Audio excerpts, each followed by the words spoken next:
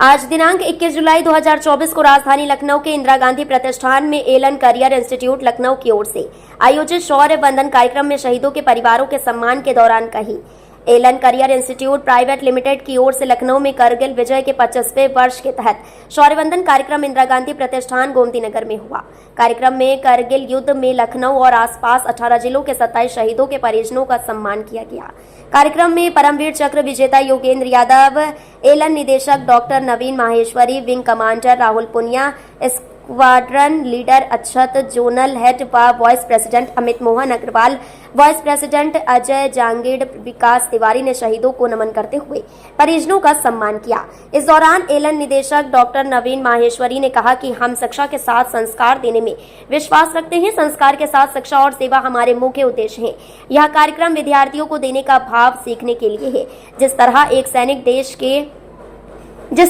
सैनिक देश के लिए जान देता है, उसी तरह एक विद्यार्थी को देश को आगे लाने के लिए सकारात्मक सोच रखनी चाहिए। एलन करियर इंस्टीट्यूट अपने सामाजिक सरोकार निभाने में आगे रहता है। करगिल विजय के 25 वर्ष पूर्ण होने के अवसर पर शौर्यवंदन श्रृंखला की शुरुआत की गई। अब तक 14 कार्यक्रम हो चुके हैं, जिनमें 233 करगिल शहीदों के परिजनों का सम्मान किया जा चुका है। मुख्य समारोह दिल्ली में 28 जुलाई को होने जा रहा है। देश के 19 राज्यों के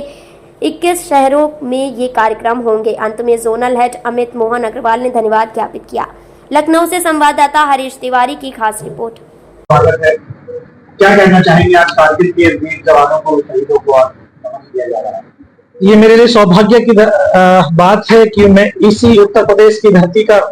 बच्चा हूं और आज इसी धरती पर उन वीरों को नमन करने के लिए आया हूं, उनका वंदन करने के लिए आया हूं, जिन्होंने मेरे साथ उस कारगिल युद्ध के दौरान अपने प्राणों की आहुति दी। और ऐसे योद्धाओं को नमन करना, वंदन करना, और इस यूथ के सामने कि जो एक यूथ जो मेंटली, इमोशनली बड़ा कमजोर होता चला जा रहा है, उनको ये प्रोग्राम करने का हमारा ये माध्यम था, एक संदेश था कि इस यूथ को बताना कि आप लोग जो छोटी छोटी पढ़ाइयों में, इतनी चुनौती, इतनी कठिनाइयों में अपने आप से इतने हताश और निराश हो जाते हो और यहां तक कि अपनी जिंदगी को तुच्छ समझ करके फांसी के फंदे तक लटक जाते हो, ये वो परिवार है, ये साक्षात वो साहस की प्रतिमूर्तियां हैं जिन्होंने 25 साल 26 जुलाई देश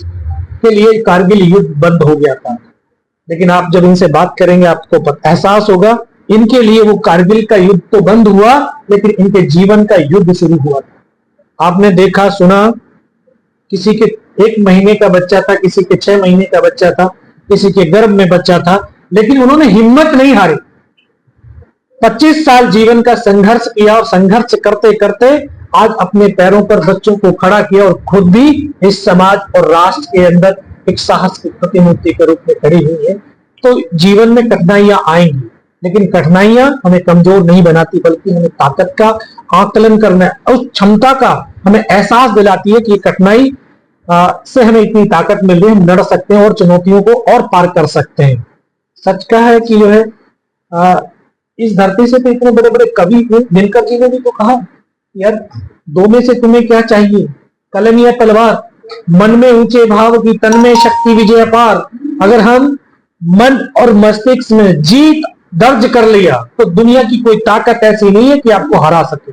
और ये वो परिवार हैं जो हारे नहीं, बल्कि इस राष्ट्र को जिता करके खुद गौरवान्वित महसूस करते हैं। तो ये मेरे लिए बड़े सौभाग्य की बात थी कि मैं पूरे देश के इन 527 मां भारती के बेटों के परिवारों से उनको वंदन और नमन करने का जो मुझे आज 270 फैमिलियों से हमारी ये ऐसी कहानियां मिली हैं और उन फैमिलियों से, परिवारों से मिले हैं और उन लगभग 1 लाख स्टूडेंटों के सामने हमने उन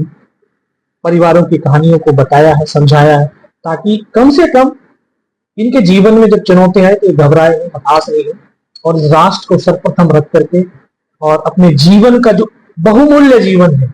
इसमें कभी इसमें निराश ना हो और आगे बढ़ें और अपने जीवन को राष्ट्र के लिए समर्पित करें। क्योंकि भारत माँ ने कायर और बुजदिल पैदा नहीं करे, हमारी माओ ने हमें बुजदिल नहीं पैदा किया। हर एक माँ ने, भारत माँ ने सिंहनी और शेर पैदा किया है। जब सिंहनी और शेर हैं तो सिंहनी शेर चुनौतियों से घबराते नहीं, लड़ते हैं और चुनौतियों को मार करके खुद जब जाकर के है।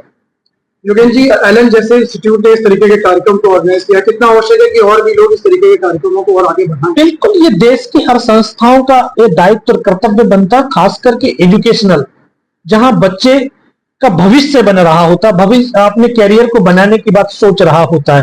तो अगर उसमें इस राष्ट्र प्रेम, राष्ट्र भक्ति की भावना जागृत होगी, जब वो अपने कैरियर को बना करके किसी पोस्ट पर पहुंचेगा, या उसको एहसास होगा कि इस ऑफिस में बैठने का जो सुकून मुझे मिल रहा है, ये मेरी मेहनत की वजह से नहीं, ये उन बेटे और बेटियों की वजह से जो सरहदों पर खड़े होकर के दिन रात अपनी कर्तव्य का पालन कर रहे होते हैं। जिस दिन ये एहसास होने लगेगा, उस दिन इस राष्ट्र का हर एक व्यक्ति, हर एक नागरिक उन शहीद परिवारों से नित्य मिलना शुरू करेगा और उनसे एक नई अनुभूति को जरूर प्राप्त करेगा। योगेश जी, 25 साल हो गए, तो क्या था वो घटनाक्रम आपके 25 साल पहले, जब आप पीछे मुड़ के देखते हैं, कैसा लगता है? बिल्कुल, आज 25 साल का जो है हो गए हैं उस कारगिल के युद्ध को। जब 25 साल की बात करता हूं, कारगिल के जब शब्द जवां पे आता है, तो उन साथियों के चेहरे याद आते हैं, उनकी वो यादें याद आती हैं कि किस तरह से इस भारत के वो सैनिकों ने, इस हिंदुस्तान के सैनिकों ने हंसते हंसते अपने प्राणों की आहुति दी। हम सबने जो है फिल्मों में देखते हैं कि गर्दनें कटती हैं, धड़ चलते हैं, मैंने उन पलों को देखा नहीं, जिया भी, और गर्व भी हुआ था। ये 19 साल का लड़का जिसकी 2 साल की सर्विस अपने उन साथियों के साथ देख रहा था कि इस धड़ पर गर्दन नहीं थी, लेकिन हाथों से बंदूक नहीं छूटी, दोनों हाथ, दोनों पैर कट जा रहे थे, लेकिन चेहरे के ऊपर हताशा और निराशा नहीं थी, मुस्कुराता हुआ चेहरा था। और उस चेहरों को देख करके हम जैसे बच्चे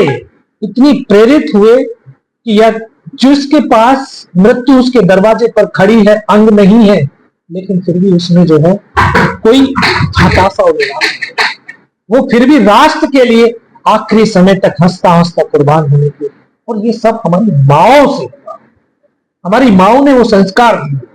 वो शिक्षा दिया, वो ज्ञान दिया, और उसी से वो एक एक करके मुझे वो टाइगर हिल द्रास सेक्टर की वो सबसे ऊंची चोटी, जिस पर 7 जवान हम चढ़े थे, 7 में से 6 शहीद हुए।